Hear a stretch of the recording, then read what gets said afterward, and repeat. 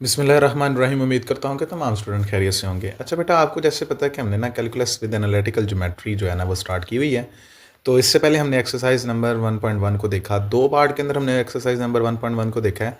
तो दोनों का लिंक जो है ना वो मैं डिस्क्रिप्शन में लगा दूंगा, अगर किसी ने वो जाके पहले वाली एक्सरसाइज को देखना हो।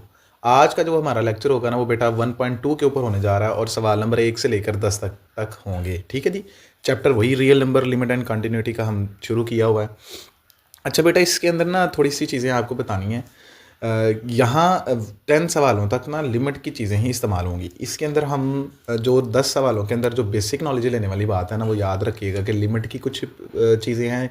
किस किस फंक्शन के ऊपर लिमिट कब लगती है उसके हवाले से चीज़ें हैं। सैंडविच थ्योरम का जिक्र आएगा, वो वहाँ पे जो है ना जहाँ जहाँ सवालों के अंदर इसका जिक्र होगा मैं आपको वहाँ पे गाइड करता जाऊँगा। ठीक है जी। और बड़ा ही आसान करके बेटा ये जो है ना वो पहले 10 सवाल जो है ना हम निकालेंगे। लेकिन उससे पहले बेटा, अगर आपने चैनल को सब्सक्राइब नहीं किया हुआ तो चैनल को सब्सक्राइब कर ले। आए हम चलते हैं सवाल नंबर 1 की जानिब। बेटा जी देखिए जी, यहाँ पे ना लिमिट x अप्रोच कर रहा है 2 को, x अप्रोच कर रहा है 2 को, और ये फंक्शन उसने जो है ना वो दे दिया हुआ है। अब ना मैं यहाँ पे थोड़ा कॉन्सेप्ट अगेन देता हूँ। बेटा याद रखिएगा कि अगर हमारे पास 1/0, ठीक है, 0/0 या अंडर रूट के नीचे 0, इस तरह की कंडीशन, इस तरह का फंक्शन बन जाए डायरेक्ट लिमिट पुट करने से, तो फिर याद रखिएगा बच्चे हमें क्या करना पड़ता है, हमें फंक्शन को सॉल्व करना पड़ता है पहले। ठीक हो गया। अगर डायरेक्ट जैसे देखें सवाल नंबर 1 के अंदर देखें, मैं 2 की वैल्यू यहाँ ऊपर रखता हूँ डिनोमिनेटर के अंदर, तो ऊपर 0 हो गया, नीचे ये 0/समथिंग फॉर्म आ गई। ठीक है, ये फंक्शन डायरेक्टली पुट हो सकता है। इसके अंदर ना ये वाली वैल्यू बनी है, ना ये और ना ही ये।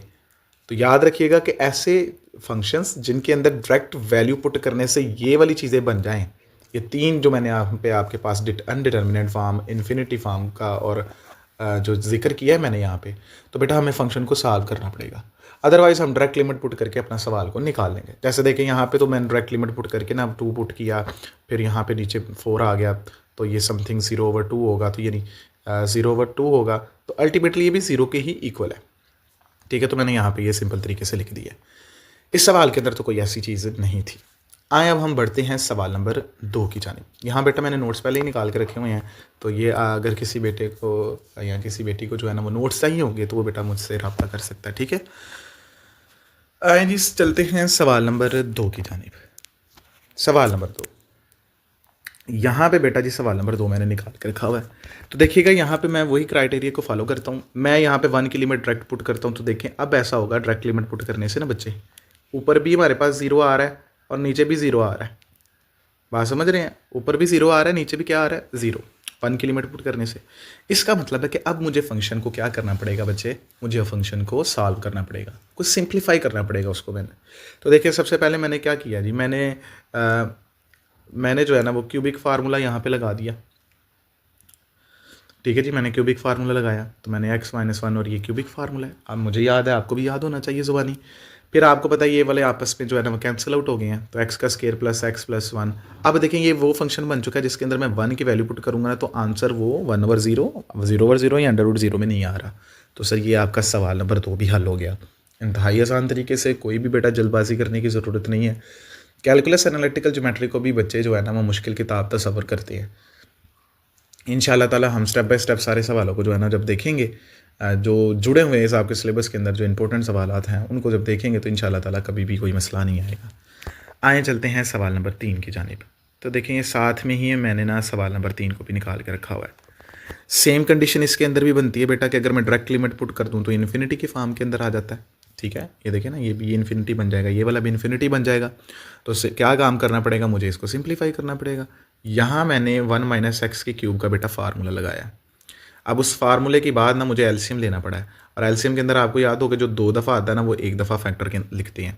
ठीक है, जितनी तादाद हो उसमें से एक कम, अगर ज़्यादा दफ़ा रिपीटेशन हो रही है। अब मैंने क्या किया, यहाँ पे ये वाला कैंसिल आउट हुआ, ऊपर आ गया इतना हिस्सा, ये वाला जो इसके साथ है। ठीक है, और ऊपर -3, ये दोनों कैंसिल आउट हो गए इसके साथ, तो ऊपर -3 जो है ना वो सेम टू सेम ऐसे लिख दिया हमने। मज़ीद सिंप्लीफाई किया तो +1 -3 किया तो ऊपर यह बन गया, नीचे ये इसी तरीके से है। ऊपर वाले को ना अब मैंने कुछ ना चेंज करके लिखने की कोशिश की है। वाई आई एम चेंजिंग इस तरीके से की है कि अब देखें आप ना छोटी क्लासेस के अंदर फैक्टराइजेशन का प्रोसेस करते थे, तो बेटा उस फैक्टराइजेशन के प्रोसेस के अंदर ना बाज़ दफ़ा हमें फैक्टराइजेशन करके फैक्टर बनाने होते थे। ठीक है, अब ये समझ लें कि एक ये जो हमारे पास जो क्वाड्रेटिक इक्वेशन है ना, इसको हमने इस तरह से ब्रेक डाउन किया कि हम इसको फैक्टर को लिख सकें। तो मैंने देखो 1 को लिख लिया 2x-1, रकम के अंदर कोई फ़र्क तो नहीं पड़ेगा। तो मैंने ये क्या इस वजह से किया ताकि मुझे फैक्टर मिलें, और जब मुझे फैक्टर मिल जाएँ तो उसके बाद मैं क्या करूँ, देखें नीचे वाला 1 माइनस एक्स है, ऊपर वाला x माइनस 1 है, तो मैंने माइनस क्या किया, नीचे कॉमन ले लिया। ये कॉमन लेने की वजह से क्या हुआ, ये दोनों आपस में कैंसिल आउट हो गए, और अब मेरे पास ये वो फंक्शन बन चुका है जिसके अंदर मैं डायरेक्ट वैल्यू पुट करके जो है ना वो इसकी वैल्यू निकाल सकता हूँ। तो देखिए मैंने इसकी वैल्यू पुट की, तो सर जब मैंने इसको सॉल्व किया तो -1 मेरे पास आंसर आ गया। इंतहाई आसान और सौखा जा करके बेटा जी ऐसे सवाल में दस रहे हैं थानू। तो इंशाल्लाह ताला आगे भी देखते हैं ये क्या मामला आता है। सवाल नंबर 4 की जानिब चलते हैं। अच्छा जी, सवाल नंबर 4 ना दिखने में इतना वो थोड़ा अलग फार्म का लगता है, वो किताब के अंदर देखे तो कहते यार पता नहीं हमसे ये होना है कि नहीं होना, लेकिन भाई ये भी बड़ा आसान है। एक एक स्टेप भाई हम आपको बताते हैं, इसको देखिएगा। देखें यहाँ पे ना रकम क्या लिखी हुई है कि अगर हमारे पास ये पोलिनोमियल की एक रकम है तो आप साबित करें कि लिमिट अगर एक्स अप्रोच ए कर जाए तो फिर ये हमारे पास एक्स की जगह जो है ना ये ए फॉर्म जो है ना वो आपस में दोनों क्या होंगी, बराबर होंगी। पोलिनोमियल ऑफ एक्स का और ये वो पोलिनोमियल ऑफ ए आपस में क्या होगा, बराबर होगा। अच्छा अब देखें हमारे पास मेन फंक्शन तो ये वाला है ना, एक्स वाला। तो मैंने क्या किया यहाँ पे एक्स वाले ये a x n plus A1 x-1 and something, ये मैंने जो उसने गिवन किया हुआ है फंक्शन वो मैंने लिमिट में लिख दिया। नेक्स्ट स्टेप देखिएगा। नेक्स्ट स्टेप के अंदर मैंने क्या किया, जहाँ पे मेरे पास बेटा ये देखें कि एक्स अप्रोच कर रहा था ए को, ठीक है, ये देखें। अब मैंने क्या किया, जहाँ जहाँ मुझे एक्स नज़र आ रहा है ना वहाँ मैंने ए पुट कर दिया। तो जब मैंने ए पुट कर दिया तो सर ये सारी की सारी फॉर्म फिर ए के अंदर शिफ्ट हो गई है। तो मेरे ये सिंपल तरीके से मैंने लिख दिया कि भाई ये आपस में क्या है जी, बराबर है। बस इतनी सी बात करनी है, ज़्यादा इसके ऊपर कम्प्लीमेंट नहीं देने की ज़रूरत। आसान सवाल है, जितना इसका मतलब शॉर्ट है इसको शॉर्ट के ऊपर ही बात करेंगे, ठीक है जी। और बिल्कुल इंतहाई आसान तरीके से हमने सॉल्व किया है। बेटा अभी भी देखें, जिसने चैनल को सब्सक्राइब नहीं किया वो चैनल को सब्सक्राइब कर दे। और आए हम चलते हैं सवाल नंबर 5 की जानिब। तो बेटा जी सवाल नंबर 5 ये रहा आपकी स्क्रीन के ऊपर। बच्चे देखें यहाँ पे ना, अब सवाल नंबर 5 के अंदर वो कहता है कि आपके पास लिमिट है जो कि एक्स अप्रोच कर रही है 0 को, cosecant x cot x over x ये उसने फंक्शन दे दिया हुआ है। बाई चांस यहाँ पे कॉसिकेंट के आगे एक्स नहीं उससे लिखा गया। अब ना ट्रिग्नोमेट्री फंक्शन आपको याद होने चाहिए। याद है पिछले वाली क्लासेस में 9-10 से इनका आगाज़ हो जाता है बच्चे। हमने पढ़ा कॉसिकेंट जो है ना वो 1 ओवर साइन के इक्वल होता है, कॉट जो है ना वो कॉस ओवर साइन के इक्वल होता है। तो मैंने जस्ट यहाँ पे इसको इंटरचेंज किया है, ठीक है। इंटरचेंज करने के बाद ना देखें यहाँ पे जब मैंने एलसीएम लिया ना तो यहाँ इनका एलसीएम जो है ना वो साइन एक्स आ गया, और इसके नीचे बेटा यहाँ पे क्या है जी, एक्स, ठीक हो गया।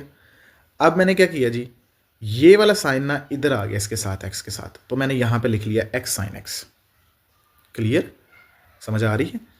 अब मैंने अगले स्टेप के अंदर ना इसको मजीद सिंप्लीफाई करने के लिए ना, वाई आई एम मजीद सिंप्लीफाई क्यों कर रहा हूँ सर, वो जीरो पुट करने से फिर वो इन्फिनिटी की फॉर्म, वो याद रखिएगा इस वजह से ही करना पड़ता है हमें। कैसे सवालों के अंदर पता चलता है वो देख कर ही हमें समझ आती है। तो यहाँ जब मैंने इसको रैशनलाइज किया है अपर डिनोमिनेटर के लिहाज से, तो सर दरमियान वाले साइन को चेंज करके जमा करके और मल्टीप्लाई करना है उसके साथ, और डिवाइड भी करना है। जब मल्टीप्लाई एंड डिवाइड किया तो ऊपर वाला तो हमारे पास फार्मूले के अंदर शिफ्ट हो गया, नीचे वाला सेम एज इट इज़ उसके साथ लिखा गया। अब ऊपर वाला याद हो, ट्रिग्नोमेट्री आइडेंटिटी है कि वो साइन स्केयर के इक्वल होता है, वही ना याद है, sine square theta plus cos square theta is equal to 1। उसके अकॉर्डिंगली सर एक साइन इसके साथ मैंने कैंसिल आउट किया, जो बच गया मैंने उसको यहाँ पे लिख लिया ऐसे करके। अब ना यहाँ पे ना सैंडविच थ्योरम इस्तेमाल होने वाला है। वो सैंडविच थ्योरम का थोड़ा सा जिक्र मैं पहले कर देता हूँ, फिर आप देखिएगा। इससे नेक्स्ट सवाल के अंदर भी सैंडविच थ्योरम लगना है तो मैं बताता हूँ। सैंडविच थ्योरम कहता है कि अगर आपके पास लिमिट है जो कि एक्स अप्रोच कर रही है 0 को, और साइन आपके पास मौजूद है, और यहाँ पे एक ऐसी रकम है जो दोनों आपस में सेम टू सेम है, तो सर ये चीज़ इक्वल होती है 1 के। That is sandwich theorem. Second year की किताब के अंदर भी हमने चैप्टर नंबर 1 के अंदर पढ़ा था, और आजकल जो नई किताब फर्स्ट ईयर की आई हुई है उसके अंदर भी ये चैप्टर मौजूद है आपकी लिमिट एंड कंटिन्यूटी वाला, तो वहाँ भी ये चीज़ का जिक्र हुआ है। सर देखें ये मामला क्लियरिफाई हो गया। अब मैंने क्या किया, इन दोनों को ना लैदा कर दूंगा, ठीक है। लैदा करने के बाद नेक्स्ट स्टेप क्या होगा, यहाँ तो ये वाला हिस्सा तो बेटा किसके इक्वल हो गया, 1 के। अभी मैंने बताया ना ये, और ये देखें कॉस जो हमारे पास 0 होता है ना वो बेटा वो भी 1 के इक्वल होता है। तो जब मैंने इसको सॉल्व किया तो वो 1/2 से 1 मल्टीपल करेगा तो ये इसका आंसर आ गया। आए हम बढ़ते हैं सवाल नंबर 6 की जानिब और देखें कितनी आसानी के साथ हम सवाल नंबर 6 को भी देखते हैं। सवाल नंबर 6 की रकम जो है ना वो कुछ यूँ लिखी हुई है कि लिमिट आपके पास ये और इस तरीके से है सॉरी जी। अब हम देखें सैंडविच थ्योरम बनाने के लिए ना मेरे पास ऊपर ए एक्स की जगह नीचे भी डिवाइड भी ए एक्स होना चाहिए, तो मैंने मल्टीप्लाई एंड डिवाइड करवाया। सेम काम मैंने किया बी एक्स के लिए भी, मल्टीप्लाई एंड डिवाइड करवाया।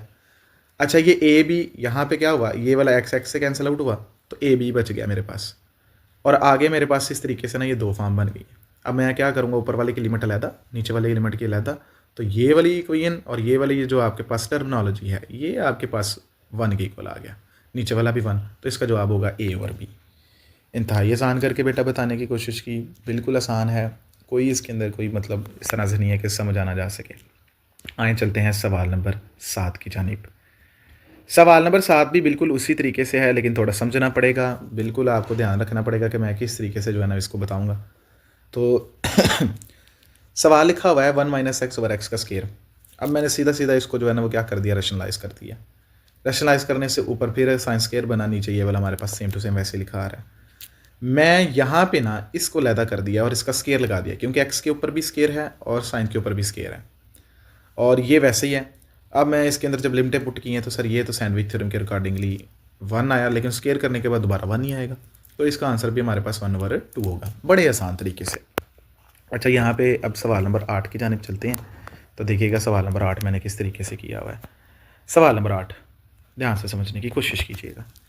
सवाल नंबर 8 हमारे पास ना लिमिट ये इस तरीके से गिवन आउट है। अब यहाँ पे ना बच्चे ये ज़रा थोड़ा कॉन्सेप्ट बेस्ड सवाल है।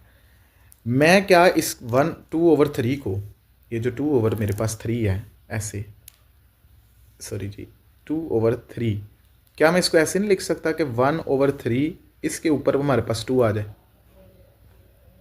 ठीक है, इसके ऊपर क्या आ जाए 2 आ जाए, तो बराबर तो ये एक दूसरे के होंगे ही होंगे। मैंने ऐसा क्यों कर रहा हूँ, ताकि ऊपर मेरे पास जो है ना वो डिफरेंस फार्मूला लगाया जा सके। तो मैंने क्या किया जी, ये इस तरीके से हमने इसको शिफ्ट कर दिया। अब ये ऊपर डिफरेंस फार्मूला लगाया, नीचे वाले की तरफ देखिएगा, नीचे वाला भी अगर हमारे पास यहाँ पे 3 लिखा हो, 1/3 लिखा हो और ऊपर हमारे पास 3 आ जाए, तो 3 से कैंसिल होने के बाद वो भी तो इसी तरह से लिखा जा सकता है, वाई ही आएगा। क्या आएगा, वाई ही आएगा कि नहीं आएगा। तो मैंने ये क्या किया, सिंपल तरीके से इसको जो है ना वो ऐसे लिख लिया। नीचे वाले हिस्से के अंदर मैंने क्यूबिक फार्मूला अप्लाई कर दूंगा, ऊपर मेरे पास डिफरेंस फार्मूला हुआ है। क्यूबिक फार्मूला याद होना चाहिए किस तरीके से है, माइनस के वाला क्यूबिक फार्मूला लगा। अब ये वाले टर्म आपस में सेम है तो ये कैंसिल आउट हो गई। अब यहाँ पे लिमिट कहती है कि y जो है ना वो अप्रोच करना चाहिए x को, तो जहाँ जहाँ मुझे y नज़र आता है ना बेटा, वहाँ मैंने क्या किया, मैंने x की वैल्यू पुट की। जब x की वैल्यू पुट की तो मेरे पास ऊपर वाले पोर्शन के अंदर जो डिनोमिनेटर है वहाँ पे 2x 1/3 क्रिएट हो गया, और नीचे वाले के अंदर 3x की 2/3 जो है ना वो क्रिएट हो गया। ये आपस में मल्टीपल करेंगे तो पावर्स इनकी ऐड हो जाती हैं ये वाले हिस्से के अंदर, ठीक है। तो सर इसको सिंप्लीफाई करूँगा, अब देखें बेसिस सेम है ना, तो ये इस तरीके से सॉल्व होगा, 1/3 -2/3। तो सर जब इसको सॉल्व करेंगे तो -1/3 आएगा, तो नीचे जाके ये दोबारा से पॉजिटिव हुआ, तो ये हमारा सवाल नंबर 8 है, ठीक है जी। ये सवाल नंबर 8 को भी ज़रा ध्यान से एक दफ़ा देख लें किस तरीके से मैंने इसको सॉल्व किया है। आए चलते हैं आप सवाल नंबर 9 की जानिब। सवाल नंबर 9 हमारे पास क्या कहता है, वेरी इंपॉर्टेंट कॉन्सेप्ट बेस। दोबारा से सवाल नंबर 9 वो कहता है कि आपके पास ना यहाँ ये एक ऐसा सवाल है, इससे आगे मुतलका सवाल भी इस तरह से आने वाले हैं, ठीक है, इसलिए इसको समझना बेहद ज़रूरी है और ध्यान से फोकस करके समझिएगा कि मैं लिमिट कैसे चेंज करता हूँ।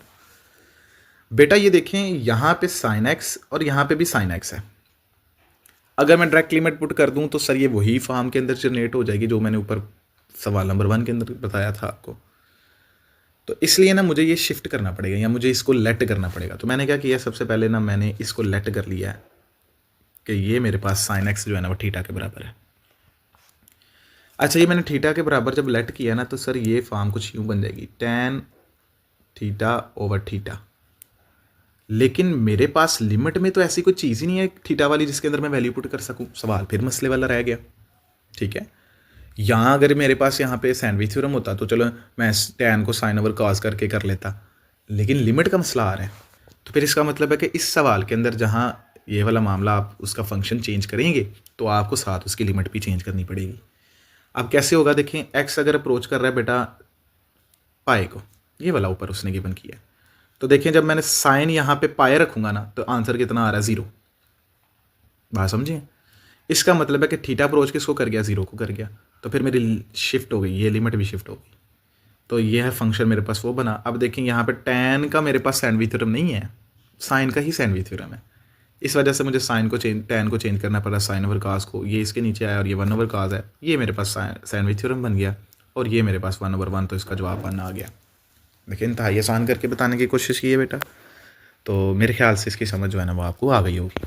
अगर नहीं होगी तो कमेंट बॉक्स ओपन है, आप इससे पूछ सकते हैं। आए चलते हैं सवाल नंबर 10 की जानिब, और इस एक्सरसाइज जो हमारा लेक्चर है ना उसको हम ख़त्म करेंगे, ठीक है, इस लास्ट सवाल के बाद। सिंपल तरीके से मैंने पहले के अंदर क्या कहता है, फंक्शन हमारे पास ना ये लिखा हुआ है x और साइन 1 ओवर x। अब मैंने सबसे पहले क्या किया, x की लिमिट अलहदा कर दी और ये लिमिट अलहदा कर दी according to the limit rule. अब देखें ये तो 0 आ गया, लेकिन ये साइन है ना, आपने वो याद हुआ आपको छोटी क्लासेस के अंदर डोमेन और रेंज का कॉन्सेप्ट पढ़ा था साइन और कास का, कि ये -1 से 1 की रेंज के अंदर ही रहते हैं, यानी यहाँ से ये इस तरीके से मूवमेंट होती है इनकी। तो कोई भी नंबर अगर आपके पास आ जाता है तो सर जब वो 0 से मल्टीप्लाई करेगा ना बेटा तो वो 0 ही आ जाएगा। तो ये था हमारा आज का लेक्चर नंबर 1 कहूँगा मैं इसको, एक्सरसाइज नंबर 1.2 का, ठीक है। और नेक्स्ट हम फिर मज़ीद इंशाल्लाह कोशिश करेंगे कि 11 से लेकर 20 सवाल जो है ना हम उसको करें, ठीक है। अभी तक बेटा जिसने चैनल को सब्सक्राइब नहीं किया हुआ तो याद रखें कर लें, बड़ा आसान होने जा रहा है मैथ्स विद शामिर बेग, ठीक है। आपकी सपोर्ट की जो है ना बेहद ज़रूरत है। तो लेक्चर नंबर 1 हमारा हुआ है कंप्लीट। मज़ीद मिलते हैं नेक्स्ट वीडियो के अंदर 11 से 20 सवालों तक के लिए। अपना ख्याल रखिएगा।